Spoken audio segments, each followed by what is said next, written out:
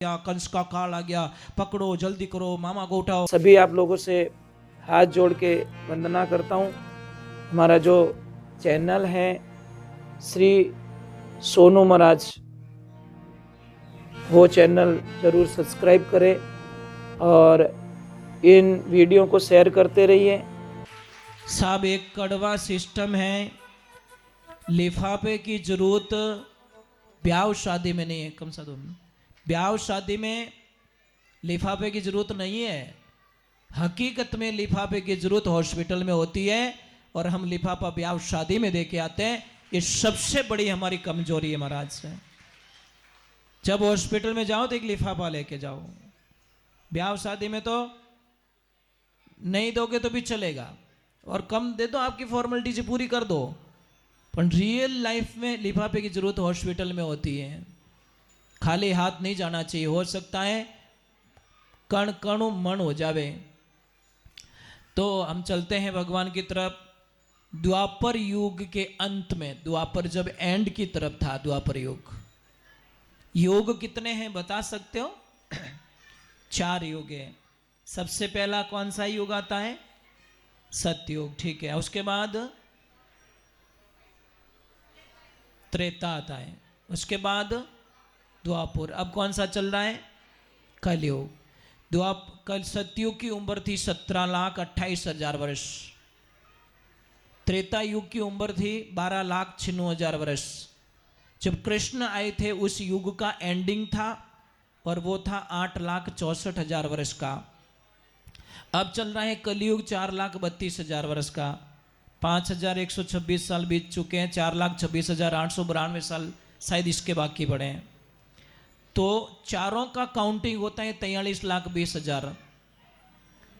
तो कलयुग के द्वापर के एंड में और कलयुग की शुरुआत, ये संधि है। कल्पांतर हो रहा है, यहाँ पे पूरा अंतर हो रहा है, युग पूरा परिवर्तन हो रहा है। उस युग के बॉर्डर पे, संधि पे समझ लो, थोड़ी दूरी उधर से थोड़ी दूरी उधर से, दोनों का मिलने में थोड़ा टाइम बाकी है। उस वक्त की बात है, द्वापर के अंत में मथुरा में एक नरेश थे, राजा थे, उनका नाम था उग्रसेन जी महाराज।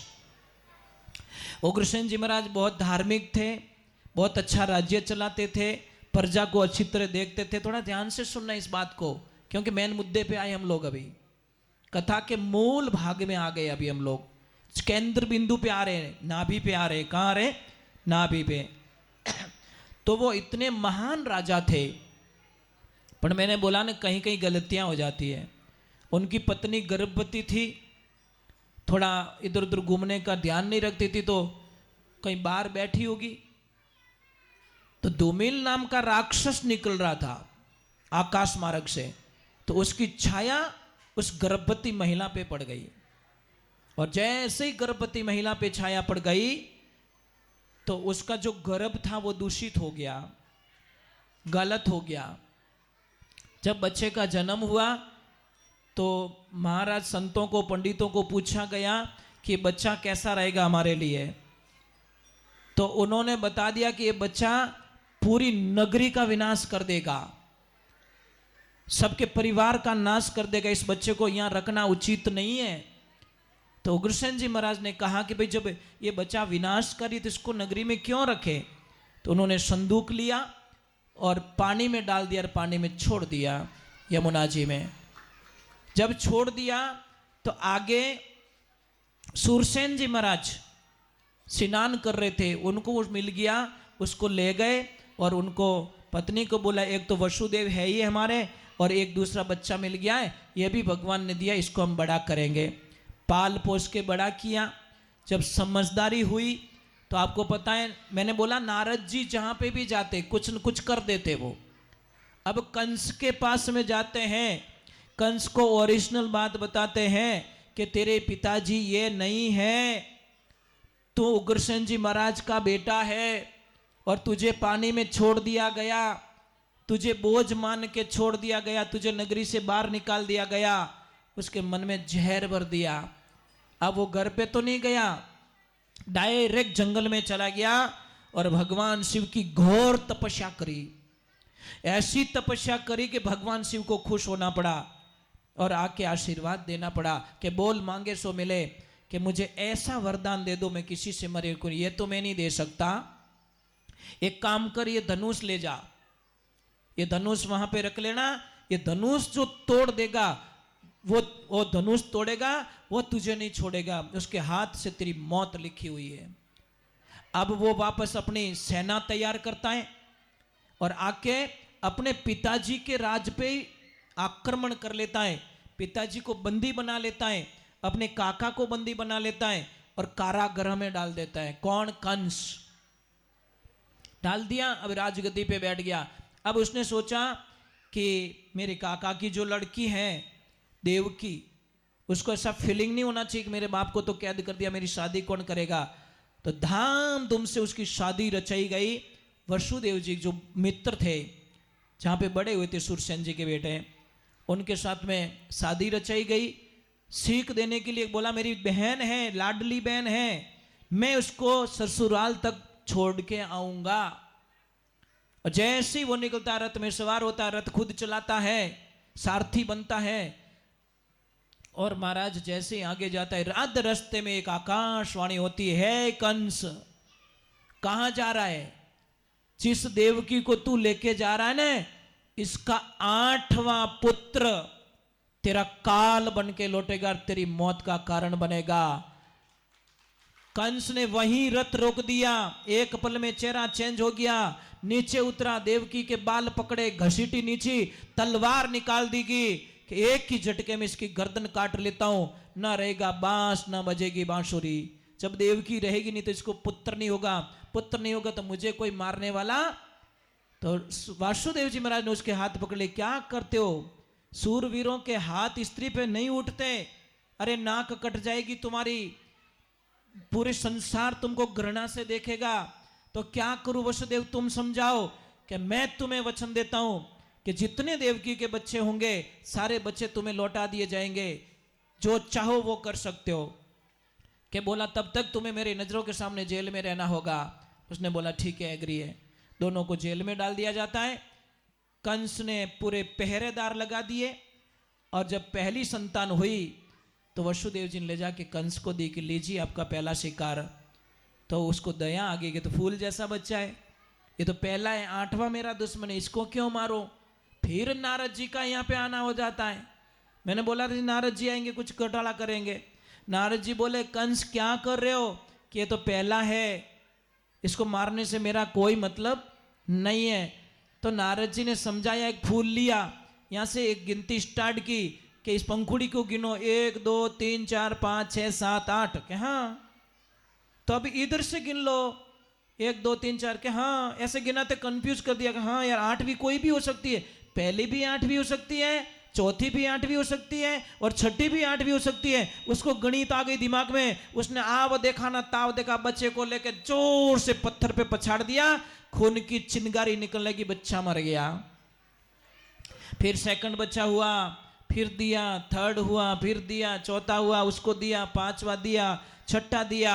7वें में भगवान श्री कृष्ण ने योग माया को भेजा देवकी के गर्भ में। और 7वें बार में योग माया को भेजा कि योग माया तू ऐसे कर, जो देवकी के गर्भ में बच्चा है, गर्भ है, उसको ले जाकर रोहिणी के गर्भ में स्थानांतरण कर दे और तू इस गर्भ में आ जा।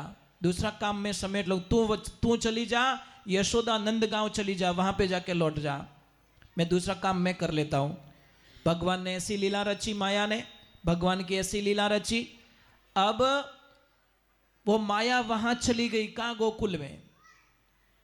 इधर भगवान अब 7वें का नंबर नहीं आया तो 7वें को बोला कि 7वां बच्चा कहाँ है, कि वो तो पेट में ही मर गया।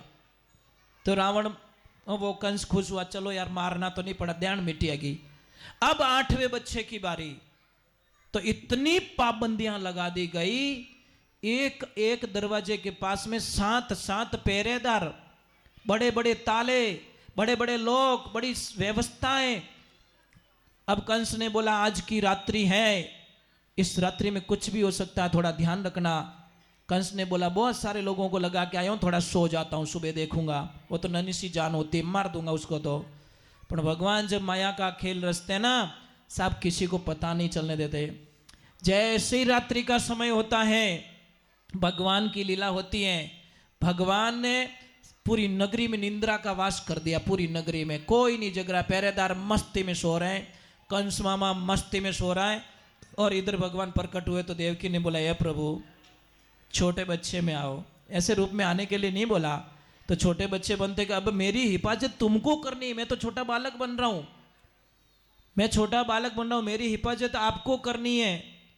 तो छोटे से बालक बने, अब क्या करे, मैं जैसे बोलूं वैसे करते रहो, मुझे एक टोकरी में डालो, मुझे एक टोकरी में डालो और हम यहां से टोकरी लेके नहीं, कोई देख लेगा कि वो दूसरा प्लानिंग मैंने सब कर दिया, सबको सुला दिया है, कोई नहीं उठेगा जब तक तुम काम करके वापस नहीं आओ।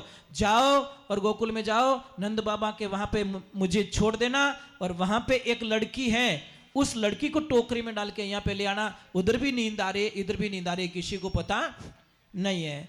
तो अभी भगवान को लेके निकलते हैं। रास्ते में जमुना जी चल रही हैं, अंधेरी बात रह रही है, बहुत गर्म वो पानी चल रहा है। तो वसुदेव जी महाराज वहां पे विचार कर रहे हैं और थोड़ा डर भी लग रहा है, थोड़ा सा डर भी लग रहा है। चलो हम नदी पार करवा देते भगवान को। अब भगवान की लीला होती है, मेरे कृष्ण की लीला होती है, उनको वहाँ सुला दिया जाता है, वो बाई को लेके वापस आ जाते हैं। सब भगवान का प्लानिंग था। वापस आ जाते हैं, सारी बेड़ियाँ खुल जाती हैं, वापस अपने सारी बेड़ियाँ जड़ दी जाती है, सबको नींद खुल जाती है, और जोर से वो बाई की रोने की आवाज़। अब सारे दौड़ते, 8वां आ गया, काल आ गया, कंस का काल आ गया, पकड़ो जल्दी करो, मामा को उठाओ। अबे वो पगतियाँ कूद तो ही जावे, मेरा काल जैसे लाया उसको पकड़ाया। अरे ये तो लड़की है। उसने कहा लड़की है चाहे लड़का, ये देवताओं की चाल हो सकती है। जैसे ही उसने पछाड़ना चाहा, वो हाथ से छूट के योग माया अष्टभुजा धारण करके बोली, हे कंस तू मुझे क्या मारेगा रे, तेरे को मारने वाला तो जन्म ले चुका है। अरे मैया आए हो तो कहाँ जन्म लिया, ये तो बता दो कि वक्त आने पर पता चल जाए, पर तुझे मारने वाला प्रकट हो चुका है। महाराज अब यहाँ पे जय नहीं बोलनी है, शांति रखनी है, क्योंकि कंस को छेड़ना नहीं, ऑलरेडी छिड़ा हुआ वो। हाँ भाई छीजोड़ आदमी ने छीजो वजने पस थोड़ा मत चढ़ जावे नो। तो अभी कथा यहाँ पे विश्राम ले लेगी। आज प्रभु भी सो रहे हैं, रात भी आधी है, और आधी रात को फंक्शन मनाया नहीं जाता। कल हम नंदोत्सव मनाएंगे और बहुत सारे आनंद लेंगे। कल तो बहुत नाच गाने हैं, पूरी कथा में नाचना है, खूब आनंद लेना है, खूब खुशियाँ मनानी है, क्योंकि कल तो पूरा माहौल ही अलग रहेगा। तो थोड़ा तैयार होके आना। जिनको भी मेरे कृष्ण से लगाव है, प्रेम है, वो थोड़ा अपने एक दिन के लिए इसके लिए श्रृंगार करके आ जाना बस। तो देखो कल देखना बूढ़ी बूढ़ी डोकरियां देखना, महाराज जवान बन के, अरे क्या लीला में आपको देखना। कल थोड़ा चूकना मत, कल तो बड़ा आनंद आने वाला है। कथा में 3 दिन ही बाकी रहे, और ये 3 दिन होते हैं लास्ट के, ये तो पूरा हमारा रंग बदल देते हैं, पूरा भावनाएं बदल देती, पूरे विचार बदल देते, क्योंकि हम लीला में चले जाएंगे। प्रभु आ रहे हैं तो प्रभु आएंगे तो कितना सारा अच्छा लग जाएगा, कितना बढ़िया हो जाएगा। और मैं तो एक प्रार्थना करता हूँ, इन कार्यकर्ताओं को भी धन्यवाद देता हूँ महाराज, कि दिल से काम कर रहे हैं, और जो आ रहे हैं यहाँ पे कोटि कोटि प्रणाम। आज भी देखो, आज तो हमने बात की थी सुबह में कि आज सबसे कम संख्या रहेगी सत्संग में, कथा में, क्योंकि आज रक्षाबंधन है, तो सब बहनों को भाइयों के यहाँ पे भी जाना है, राखी भी बांधनी है, दुकानों पे भी देखना है, बहुत सारी समस्याएं भी है, परंतु तो भी आप लोग आए, कोटि कोटि प्रणाम है आपको। मैं सच में इतना काम है तो भी निकाल के आ रहे हो, बहुत धन्यवाद है आपको। ठीक है, अभी एक छोटा सा भजन गा लूँ, फिर बाद में आपको छुट्टी, क्योंकि प्रभु को भोग भी लग रहा है ना, तो छोटा सा एक भजन गा के आपको छुट्टी दे देता हूँ, ताकि हम लोग। हाँ अच्छा फिर वो दीक्षा का जो कार्यक्रम है वो कल शाम को 9:15 बजे है ना एम जी, कल शाम को 9:15 बजे। कल पूर्णिमा भी है, गुरुवार भी है, दोनों संजोग मिल रहे हैं और यहीं रखा गया है। तो जिनको भी दीक्षा लेनी है वो यहाँ पे आ जाए 9:15 बजे, 10 बजे छोड़ दिए जाएंगे। और परसों के दिन आप जहाँ पे भी मुझे कहीं ले जाना चाहते हो, किसकी दुकान है, घर है, तो आप एक किसी को लिस्ट बना देना आप लोग, ताकि कन्फ्यूजता नहीं रहे। कई बार क्या होता है, जो लिस्ट में होते वो तो छूट जाते हैं, जो लिस्ट नहीं होती उनके वहाँ पे चले जाते हैं। कई बार होता है, कोई ले जाते बीच में से, महाराज मोराटी। मुझे एक दिन बोला गया चेन्नई में कि महाराज सिर्फ 2 दुकान मत हालना है। मैं कि ठीक है यार, नींद तो आ रही है मेरे को, पर मैं एडजस्ट कर लेता हूँ, 2 दुकान पे चलो। अभी देखना क्या होता है, हम संत लोगों का जीवन ऐसा होता है, 2 दुकान का बोला, वो 22 दुकानों पे लेके चले गए। अब मैं क्या बोलूँ उनको, कुछ नहीं बोला, मैं चल रहा हूँ, नींद आ रही है मुझे। मैं कि तुम जहाँ ले जाना चाहता हूँ ले जाओ, मेरी अंगुली पकड़ दो बस, मुझे जहाँ बैठाओगे वहाँ बैठ जाऊँगा, जहाँ दिया करना है वहाँ दिया कर दूंगा, जहाँ जोत करनी है वहाँ कर दूंगा, मना नहीं करूँगा। क्योंकि मेरे मना करने से आगलारो जीव दुखी हो रहे तो बच्चे कहीं कि ये महाराज तो सही को नहीं भाई, ये हम नहीं कर सकते। चाहे हमें कितना भी कष्ट पड़े, पर हम किसी का दिल नहीं दुखा सकते, और किसी का दिल दुखाना बहुत बड़ा पाप होता है। ठीक है, तो 1 दिन के लिए नहीं, 2 दिन में एक्स्ट्रा दे दूंगा आपको, 3 तारीख और 4 तारीख मैं एक्स्ट्रा दे दूंगा आप लोगों को, ताकि किसी को वंचित ना रखें। पहले भी आपके यहाँ पे पूना में आया था, 1-2 दिन के लिए आया था, और 1 महीना 6 दिन मुझे यहाँ रोक दिया गया था। प्रेम है ना, प्रेम के आगे कुछ भी नहीं चलता। चलो सब खड़े हो जाओ, थोड़ा आनंद ले लेते हैं। एक छोटा सा कीर्तन, ज़्यादा नहीं, 2 मिनट का।